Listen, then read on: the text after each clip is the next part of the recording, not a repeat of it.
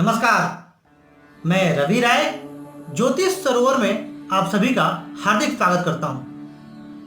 प्रिय दर्शकों, अपनी आज की वीडियो में हम एक अत्यंत श्रेष्ठ योग के बारे में चर्चा करने वाले हैं। जी हां, मैं बात कर रहा हूं देवेंद्र योग की।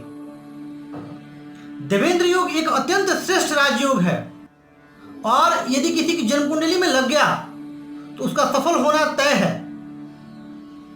वह व्यक्ति अपने जीवन काल में अत्यंत उन्नति करता है और दूसरों पर शासन करता है।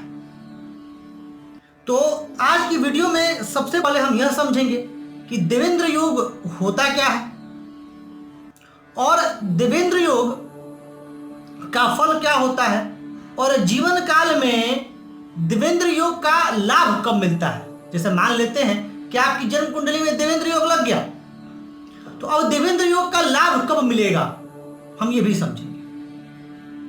इसको समझने से पूर्व मैं आपको बता देना चाहता हूं कि अभी हमने एक कार्यक्रम का शुभारंभ किया है, सवाल जवाब श्रृंखला।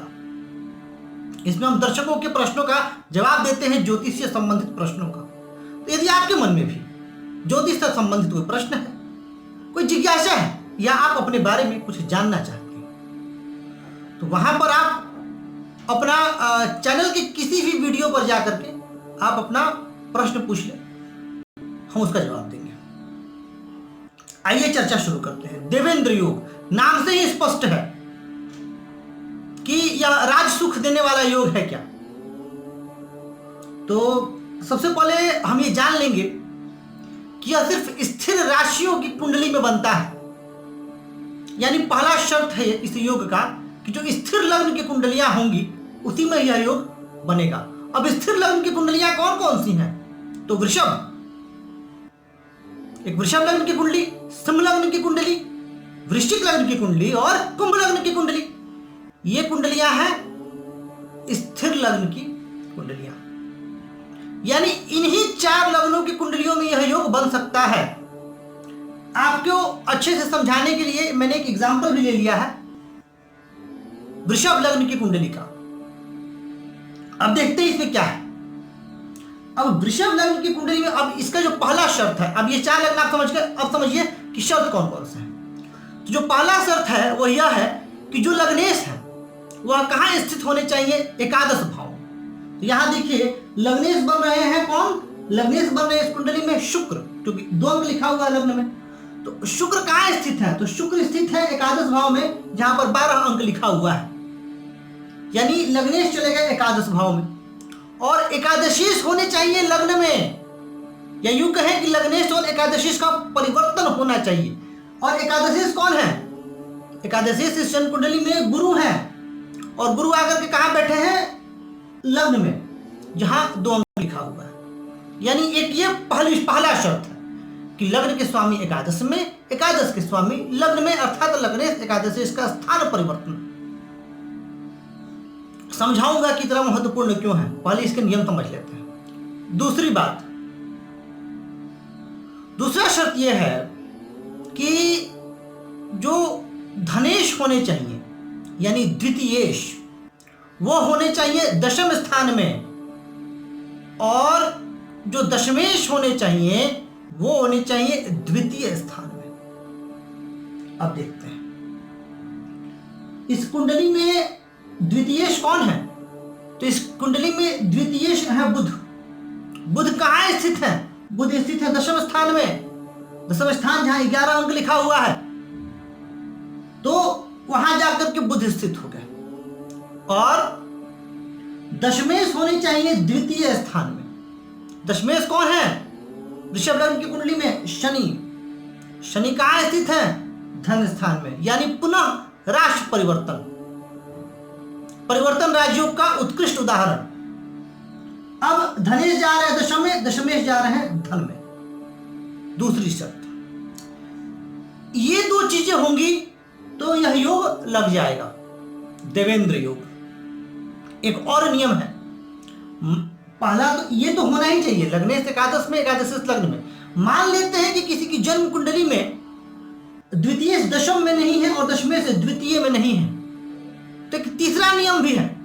और तीसरा नियम यह है कि द्वितीयेश और दशमेश कहीं भी एक साथ केंद्र या त्रिकोण में स्थित हो जाए, कहीं भी एक साथ केंद्र और त्रिकोण में।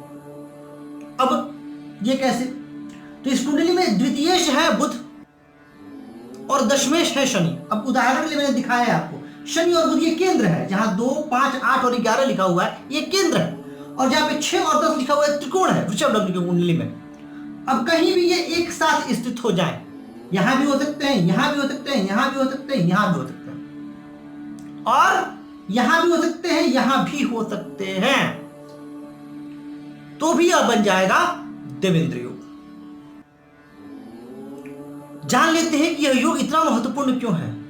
प्रिय दर्शकों, एक बात पर ध्यान दीजिएगा, लग्न का स्वामी, अब समझा रहा हूं, लग्न का स्वामी का लाभ स्थान में जाना, एकादश स्थान में जाना अपने आप में एक श्रेष्ठ योग, क्योंकि लग्न के स्वामी लाभ में यानी व्यक्तित्व से लाभ जुड़ जाएगा, और लाभ के स्वामी व्यक्तित्व में व्यक्ति जो भी करेगा अपने जीवन में उसमें लाभ ही लाभ कमाएगा, चाहे वह नौकरी करे चाहे वह व्यवसाय करे, फल पर बाद में आएंगे, चाहे वो नौकरी करे या व्यवसाय करे उसके जीवन में लाभ जुड़ जाएगा। आप लोगों ने सुना होगा कि कुछ लोग किसी भी चीज को छूते हैं तो सोना हो जाता है, वो यही लोग हैं। मिट्टी को भी छू देंगे तो सोना बन जाएगा। कहीं भी किसी डूबते हुए व्यवसाय में हाथ डालेंगे व्यवसाय चल पड़ेगा, यानी लाभ ही लाभ, व्यक्तित्व में लाभ, अत्यंत श्रेष्ठ। दूसरा, धनेश का दशम में जाना, यानी व्यक्ति अपने कर्म से अपनी पैतृक संपदा को, क्योंकि द्वितीय भाव से हम पैतृक संपदा को जोड़ करके देखते हैं, तो व्यक्ति अपनी कर्म से, अपनी मेहनत से अपनी पैतृक संपदा को आगे बढ़ाएगा।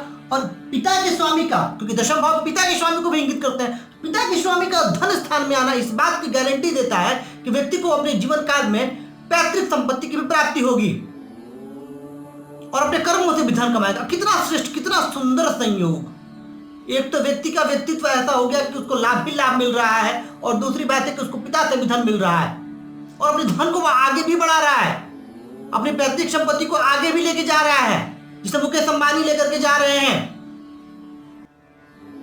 अत्यंत श्रेष्ठ। तीसरा, मान लेते हैं मैंने कहा आपसे कि ये परिवर्तन ना हो, सिर्फ एक ही परिवर्तन है और ये परिवर्तन ना हो द्वितीय और दशमेश का, पर अगर द्वितीय और दशमेश एक साथ कहीं स्थित हो जाए केंद्र और त्रिकोण में तो भी यह असंभव है, क्योंकि केंद्र और त्रिकोण सर्वाधिक शुभ माने जाते हैं जन्म कुंडली में, और यदि केंद्र में इनकी स्थिति बन गई तो आप समझिए तो भी यह वही लाभ मिलेगा जो मैंने अभी के जो फल बताए थे, क्योंकि धन स्थान और दशम स्थान का एक साथ आना इस बात की गारंटी देता है कि व्यक्ति अपने जीवन काल में सुखी रहेगा, धन कमाएगा। अब इस योग का फल यह होता है, ऐसा व्यक्ति काफी चरित्रवान होता है, ऐसे व्यक्ति का जो व्यक्तित्व होता है वो अत्यंत आकर्षक होता है, ऐसे व्यक्ति का व्यक्तित्व चुंबकीय होता है, ऐसे व्यक्ति समाज में प्रतिष्ठित होते हैं, प्रसिद्ध होते हैं, जिस काम में हाथ डालते हैं उसी से वो लाभ कमाते हैं।